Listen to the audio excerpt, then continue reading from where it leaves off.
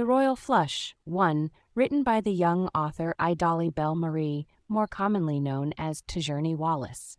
Audio created by Speechify. Narrated by Nara. The last time chocolate is way better than vanilla.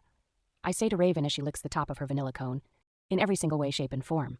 Nonsense. Vanilla is the epitome of nostalgia, she exclaimed, waving her hand in the air, and I rolled my eyes before biting the tip of my own cone. I can't believe you just did that, she huffed, looking at me with wide eyes. Yes, I did. We made it our mission to go to the Jersey Carnival every year. It was this huge carnival that came around to all the cities in Jersey for 1 week in the summer. It was always the funnest thing to do during the season, so everyone in Newark was out of their houses with corn dogs in hand. Raven was just as childish as me when it came to things like this, so she practically pounced at the opportunity to go. The sun was setting, and the sky was blanketed in a deep purple and soothing orange as the sun seeped lower and lower. We found a bench right next to the different food trucks, enjoying our dessert before we headed home. Just as I licked the side of my ice cream, clarity smacked me dead in the face, and all my duties back home came rushing back. Shit, I have to go. Right now, I said, standing from the bench frantically. What? Why? What is wrong? She asked, joining me on my feet. Landon's art show is today, and I promised him I'd go, I said, rubbing my forehead. When does it start? She asked, and I pulled out my phone, soon frowning at the time. An hour ago. I can still make it if we leave now, I say, urging the time, and she nods quickly. Let's go then. Here is the text to convert. The carnival location was 40 minutes from the studio that they were having his art show, and I barely made it. It was about 40 minutes left of the event, and when Raven and I stumbled through the door, Landon was already on stage. Fuck, I whisper, and Raven furrows her eyebrows in worry. He stops speaking, and his eyes lock on mine. I can practically feel the fiery heart radiating off of him, and I knew as soon as I got off of that stage that he would dig into me.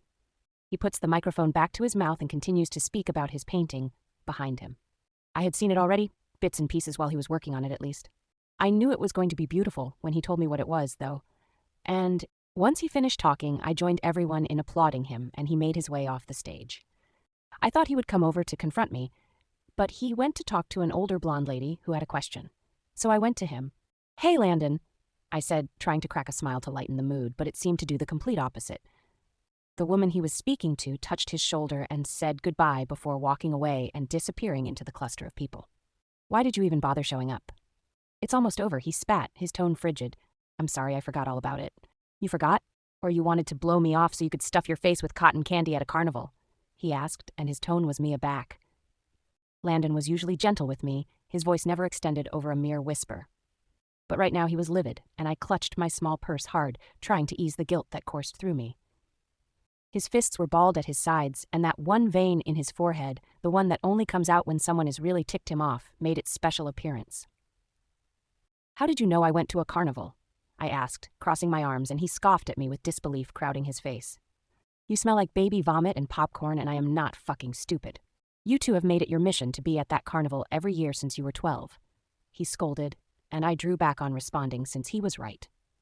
Now you're just being sour, I said lowly, and he rolls his eyes, walking away from us. But we were too old to play these children's games, and I did not feel like arguing. I hated when we had issues between us. It felt like we were miles away from each other, even though he is only a few places away. Look, I wasn't just bailing on you, Landon. I really did forget, and I'm really sorry, I said, putting my hand on top of his, and he was hesitant on contact, but his body eased in seconds.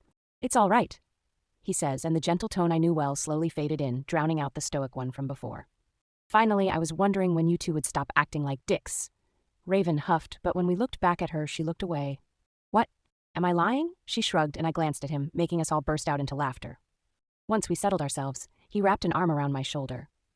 I guess you weren't, he said, slightly tilting his side to the side. Do you like the finished product? His question made us both turn our attention to the portrait on the stage, with dozens still surrounding it. It was a beautiful and colorful portrait of her father. The paint strokes captured his essence perfectly. Warm and approachable, yet stained with trauma he never shared with anyone. It was vibrant, grand, and it made all the memories of him rush back. He was a spiritual and kind person with goals and great determination. He was a lover at heart and cared for my mom deeply while he was here. I remember the day I found out when I was freshly 8 and when Landon was 12. Neither of us knew exactly what happened, but I remember coming from school one day to my mother crying in my grandmother's arms, her voice exhausted from the constant wheezing and screaming. They told us that our father was dead and that he would not come back. We had a funeral for him that was a closed casket since my mother could not bear to see his body. Besides that, I knew absolutely nothing about what happened to him. I convinced myself over the years that he died in the way they told me, that he is always here and that I will always have the memories. But it did not work. Parts of me still wondered what truly happened to him and why my mother refrained from telling us the story even when we got older. I never really looked into it as an adult, if I'm being honest, so I am half to blame for that. Other parts of me didn't want to find out. I was well off knowing or believing that he died when I was 8. I drove Raven home, and then Landon took the driver's seat and drove us home. The ride was mostly silent, other than the consistent rock music that played on the radio. It was his favorite artist, but I despised everything about him. Too mainstream. "Can you cut this off?" I asked him, gesturing to the knob that would control the volume button. "No, I am the driver, so we are listening to my music," he said, glancing at me before turning the corner. I rolled my eyes and rested my head against the seat. "It is my car," I point out, but he cuts his eye at me, followed by a loud smack of his lips. "I do not care. If you wanted to listen to whatever it is that you listen to, then you should have driven." I decided to stand down, making him shoot me a satisfied smile. It was clear that Landon and I were complete opposites. He was way more laid back and collected than I was, preferring to stay home and work on his art rather than going out to a club with his friends.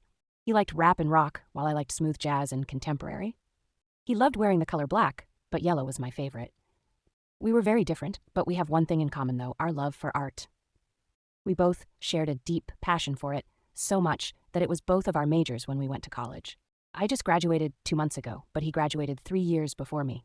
My mother likes to say that I followed in his footsteps, that he was my inspiration.